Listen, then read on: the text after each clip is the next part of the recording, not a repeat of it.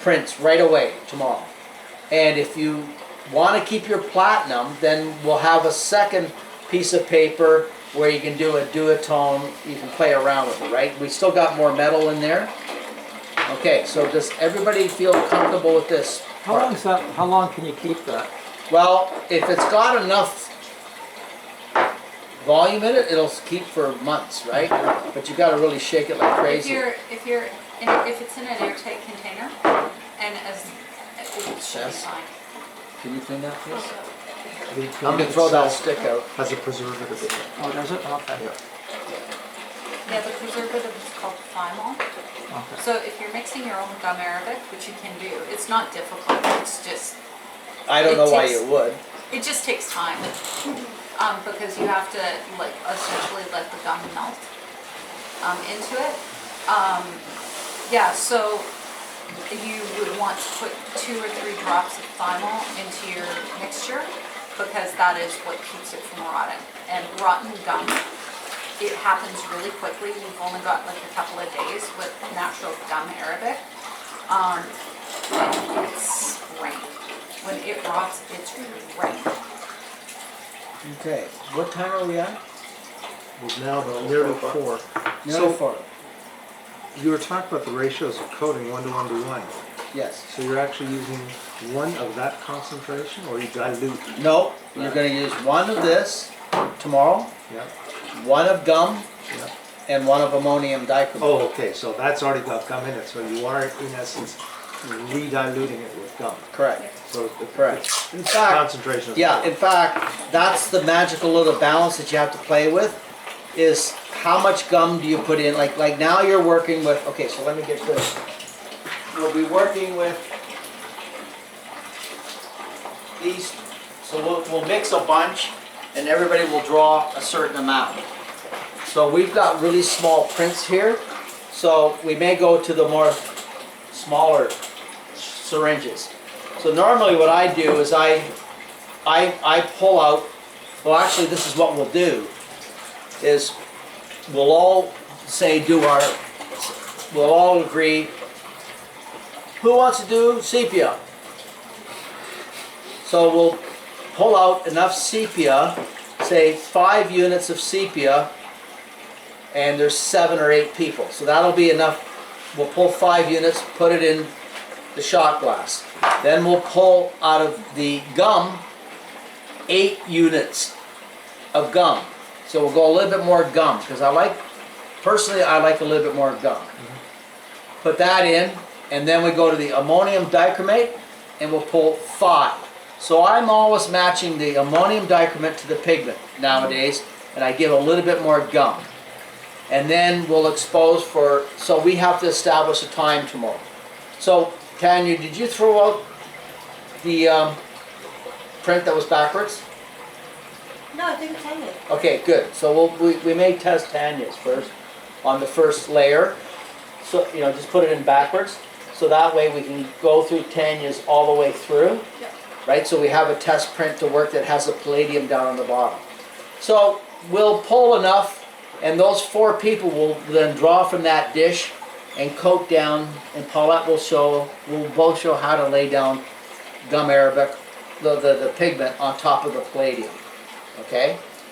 And I think we don't want to do more than 2 coats, because then you're starting to get into the tricolor world. But if somebody wants to do a tricolor, I think it's a bit overreach for tomorrow. Okay? We've tried that in the past, and all it does is end up with frustration. And Daniel Yee was going absolutely fucking nutty, right? It just gets to be too much. And then the one person doing a tricolor is panicking and rushing and in everybody's way. So we'll do 1 coat, 1 coat. If you want to keep your 1 palladium, then you're going to do a duotone. You're going to do a duotone, and Paulette will see if it actually works, where you use the shadow and the highlight and the palladium negative. So the palladium can be used, negative can be used in duotone gum onlys. Just because it's called the palladium negative, it's your main image. So we call it, when I label, I call it my black palladium. So it's either a black for my gum, or it's a palladium negative. So I don't, that negative is valuable. That first one you laid down is your most valuable negative. Kukalis, I think I pronounced his name all right. He does gum over. He's been doing gum over for a long, way longer than any of us that are into it now. But he uses the same negative.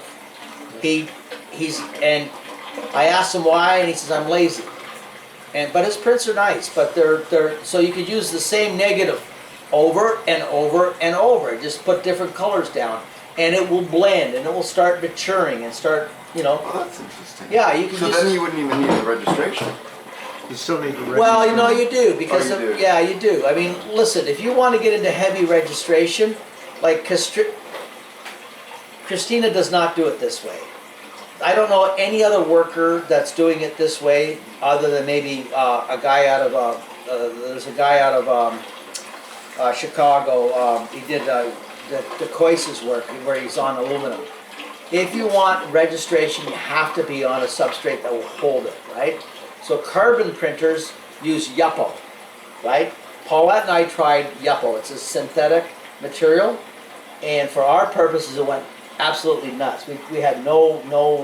Remember we did the what's his name? Well, that was a Lexan we were using, Yeah, that was last. and it was terrible.